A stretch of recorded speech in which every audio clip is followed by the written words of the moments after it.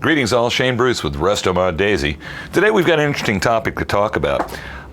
Mostly this channel focuses on the classic Daisy BB lever gun, the Red Ryder, and its variations, the Model 94, the number 111.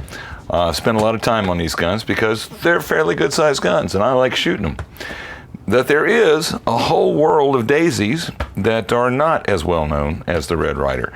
And that would include the small Daisies, the small Daisy 102s. Here, let's get a roll stamp there so you can see what it says. Daisy Model 102. And this was built in Rogers, Arkansas. But this gun, the 102 and the 101, have been in production since dirt with Daisy. They made a lot of variations.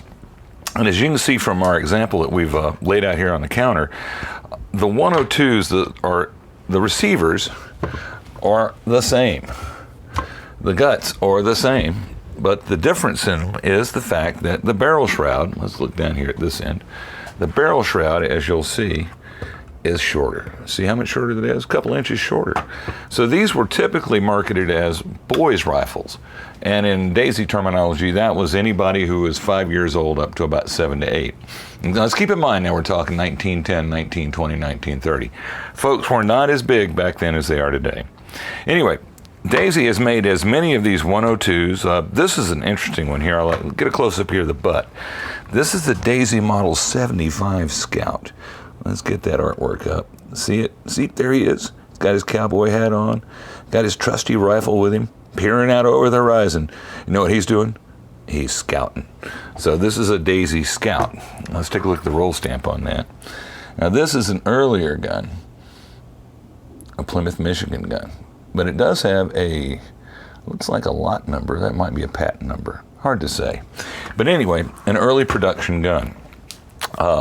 What delineates the 102s, the Scouts, the 105 bucks is typically a very short buttstock. As you'll see here, the buttstock is a lot shorter than what you would see on a Red Ryder. I mean, typical length of pull on a Red Ryder to the butt is going to be about 13.5 inches. But on these boys' rifles, it's more like 12 inches, or even less, like 10.5 on this little 102.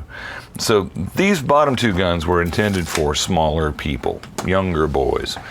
And one other difference we got to talk about, because we're driving at, is the fact that the 75s and the 102s are an excellent value used, because they're just not easy to shoot for an adult. I mean, with a itty-bitty buttstock like this, it's nearly impossible to shoulder the gun. Same with that. You're getting into as short as it can be comfortable with a Red Ryder, but it's still, they offer an adult model now that's another 1.5 inches longer. So the scarcity of these guns is not as bad as the scarcity of good quality Red Ryders, because the demand isn't as high. And one of the reasons the demand isn't as high is because they are so small. Now there's another thing that stands in the way of the popularity of the mighty 102 or the Daisy Scout. Let's lay it up here on the receiver. See that bump right there? These two bumps? That's where the compression chamber ends. All right, now if we'll back out, we'll get a long shot, and we'll see down here that the barrel on the 102 or the 75 Scout is shorter than what you will find on a Red Ryder. So in bottle cap Daisy land, what that translates into is that the bottle cap for a 75 or a 102, it'll fit either one because the lengths are the same. When we compare it to a bottle cap, get that out of the way. When you compare it to a bottle cap for a standard Red Ryder or a 111 or a Model 94, you'll notice that this little guy is a lot shorter. As a matter of fact, it's a couple of inches shorter. Now, what that translates into in terms of used guns is that these smaller guns, which were typically given to younger kids, are the most likely to find with no bottle cap. That's a problem, because without a bottle cap, the gun doesn't function. They are also, these are incredibly hard to find in usable condition out there on the internet. I did a quick web search before we shot this video, and I couldn't find one for sale. And I went to the bay, went to the gun sites, couldn't find a one today available for sale for the small frame, short tube 102s, Daisy Model 75 style guns. Plenty of these laying around.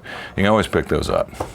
Well, if you're a BB gun aficionado like I am, and you've accumulated quite a few specimens over time, And you make a routine habit of swapping these standard rattle trap bottle tube guns out for this model, the current Model 25 magazine, because it doesn't require the gun to be elevated to be fired.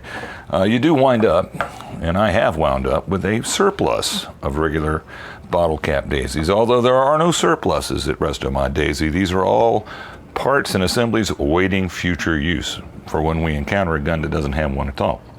However, in an effort to enlighten and entertain, what we attempted to do today was we took one of our really crappy shot tubes that's beyond recovery, and it was even worse up here on this end. And then you basically put it on the bandsaw, cut it off at the same length as the bottle cap you're looking to replace. This is easily determined with the use of a tape measure. So once you've cut off your bottle cap at about, let's say right about there, then you've got this part, the bottle cap, with the short stub of shot tube attached to it. Now, that bronze ring is actually a brazing fill. So when Daisy built these bottle caps back at the factory, they did not solder them in place, they brazed them in place. I know this to be a fact because I attempted to use a blowtorch and take off this bottle cap tip, and the brazing never melted. The bottle cap got red hot and deformed, but the brazing solution didn't get up to the 1200 degrees you need to get to liquefy it. So the end result on this, in order to make our experiment work, is we drilled out the end of the muzzle cap. All right, and in a later video I'm going to show you how we're going to attempt to silver solder this back in place with a paste solder assembly. So what the end result of that'll be will be, we'll have the section of shot tube, we'll insert it in the bottle cap, we'll level it up, we'll put some solder paste around it and heat it up with a torch, and then we'll see if it'll stick. Anyway, that is one way to get around the shortage of short bottle caps, is to fabricate your own. It is doable, and we'll see if it is successfully doable with a silver solder paste solution that doesn't require high temp to melt.